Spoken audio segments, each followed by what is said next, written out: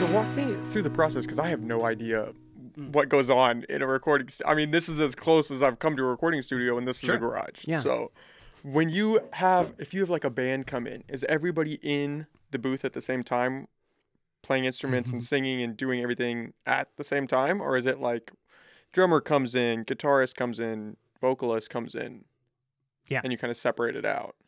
Depends on the band. Yeah, okay. I was thinking it was gonna go there. Yeah, I mean, I think Is one way harder than the other? I pride myself on versatility for sure. So like I have a lot of different processes and I tailor them towards the artist. There are definitely some studios that have like the way they like to do things. But yeah, I'll have like like my band, the Gatehouse or like a folk progressive band. We mostly record separately. Like we're a very like songwriter based band. So I'll come in and record my guitar and vocal track, and that'll be like the basic track that everyone else comes and adds their part to. You can have bands like Diggin' Dirt. It's like local funk band, super great, and they did kind of a hybrid version where they recorded their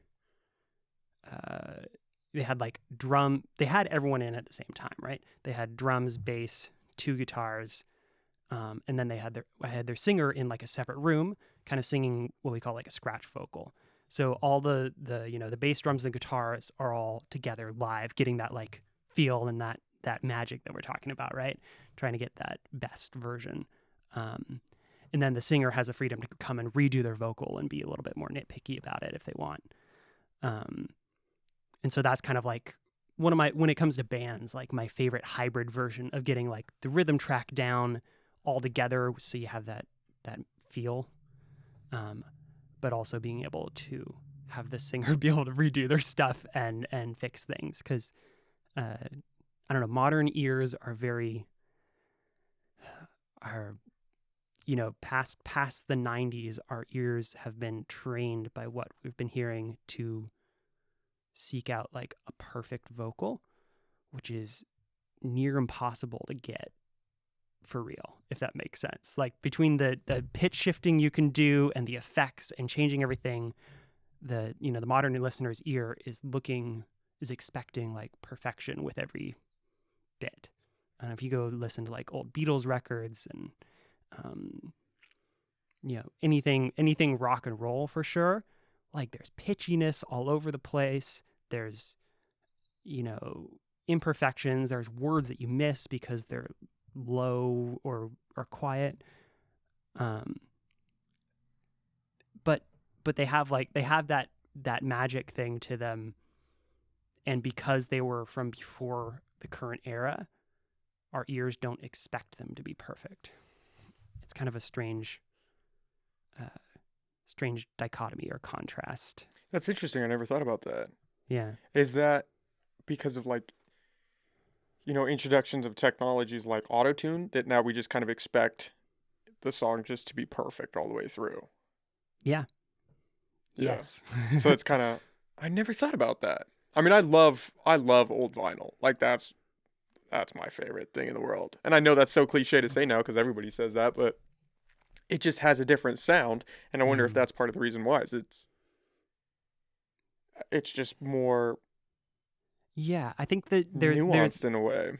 Yeah, it has imperfections, which are like the beauty of most everything. Musical things. Yeah. Most things in general, actually. Yeah, good point. But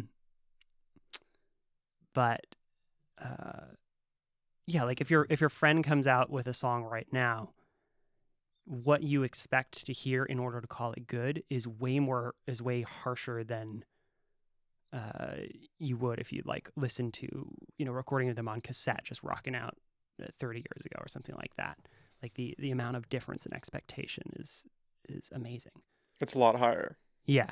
Does that affect live performances or artists like on the edge of wanting to do live performances because it's not going to be that like there's that margin of error in a live performance, I would imagine, where it's not just going to be this super high quality, because you might slip up or you might play a note a little off or some. I mean, I have no idea. I'm just speaking out of my Yeah, ass yeah. here, but I would imagine things. I mean, things can happen. Things happen here, and it's like, oh shit. Like, okay, let's try to figure something out on the fly. Yeah, for sure. It's live performance is. I definitely think it's been affected like that, particularly if you've done a lot of recording or if you've been in that environment where you're seeking perfection. Mm-hmm. And I guess I should say, like, when I say perfection, like there's still imperfections in perfection, but you're like curating the imperfections in a certain way if you get really intense about it. But in live performance, it's, you know, kind of an exercise in being zen about it, and like if there's any mistake, just like letting it go. And I think audiences have less. I don't know. I think their ear at live performances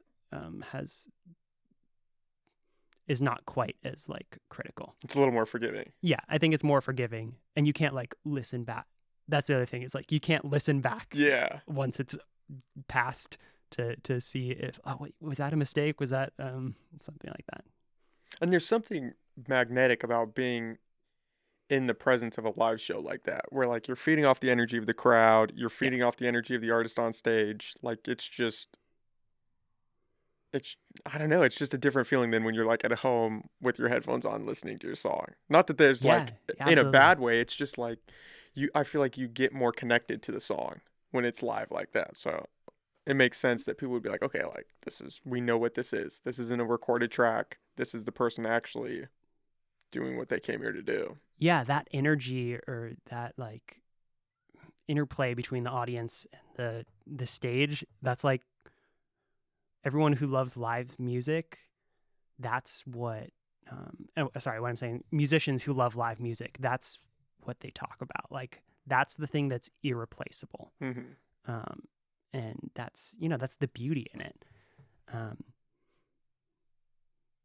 And, you know, recording will never replace that. It'll never get that back. Particularly like in the last year and a half, we've had this exercise in like, you know, doing live streams as replacement for in-person shows, and you've had, you know, only starting to come back and do live music again.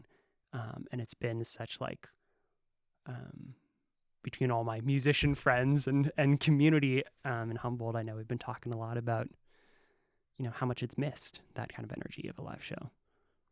Do you play live here locally? Because I know I've seen a couple of your live shows online, the recorded ones. Do you do anything here locally as well? Yeah. I mean, obviously it's been hard over the past year with everything. But... Not much over the last year and a half. Yeah. I've before COVID hit, I was playing kind of monthly solo shows at Chapala Cafe in Eureka and Arts and Drafts, which shut down during the pandemic, unfortunately. I'm very sad that they're gone. But mostly when I play live, I'm playing with, I mentioned my Celtic folk, progressive folk quartet, whatever we want to call ourselves, the Gatehouse Well. And we've played live quite a bit. We had like some monthly residencies going on, and also, you know, playing at Humboldt Folklife Festival and Oyster Festival, and like, you know, outdoor events around here. That's gotta be such a cool feeling, getting up in front of an audience like that. Yeah. And just doing what you're passionate about.